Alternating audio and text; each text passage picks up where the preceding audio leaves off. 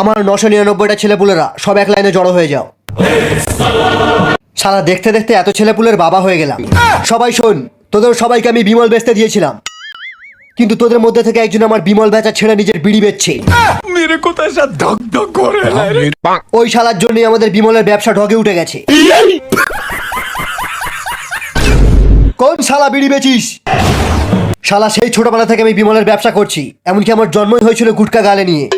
শালা তোদের জন্মের পর তোদেরকে দুধের জায়গায় গুটকা খাইয়ে বড় করেছি। এত বিড়ির গন্ধ কোথা থেকে আসছে?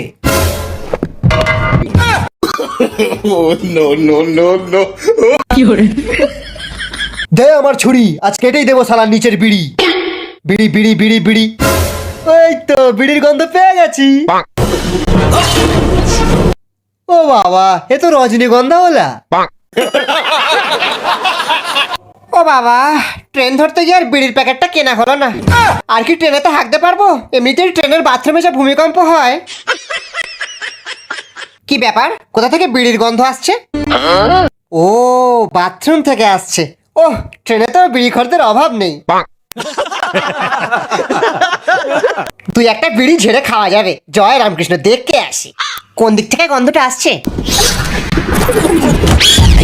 এই তো বেরিয়েছে।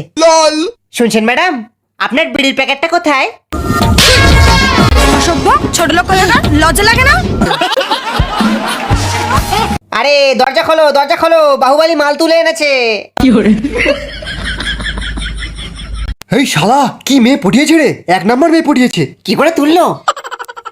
মা, বড় লোকের মেয়েকে পটিয়েছি, এর বাবার আইফোনের বিজনেস। সাবাস। তোমার বয়ফ্রেন্ডেরটা ধরে দাঁড়িয়ে যাও দেবসেনা, মানে হাতটা। এ শালি টাকলা কাটাপ্পার দিকে যাচ্ছে কেন? দেবসেনা, তুমি কাটাপ্পার দিকে যাচ্ছ কেন? তোমার বয়ফ্রেন্ড বাহুবলী হবে। এ কি বলছেন রাজমাতা? আমাকে যে রাত দিন বিমল বিড়ি খাইয়ে নাম্বার দিয়েছে, সে তো কাটাপ্পা। ক্ষমা করবেন রাজমাতা, বাহুবলীর সিমের রিচার্জ শেষ হয়ে গিয়েছিল বলে আমি আমার নাম্বারটা দিয়েছিলাম। আমি শুধু কাটাপ্পাকেই বিয়ে করব, বাহুবলীকে বিয়ে করব না। তাড়াতাড়ি ধর শালিকে। কোথায় ধরবো?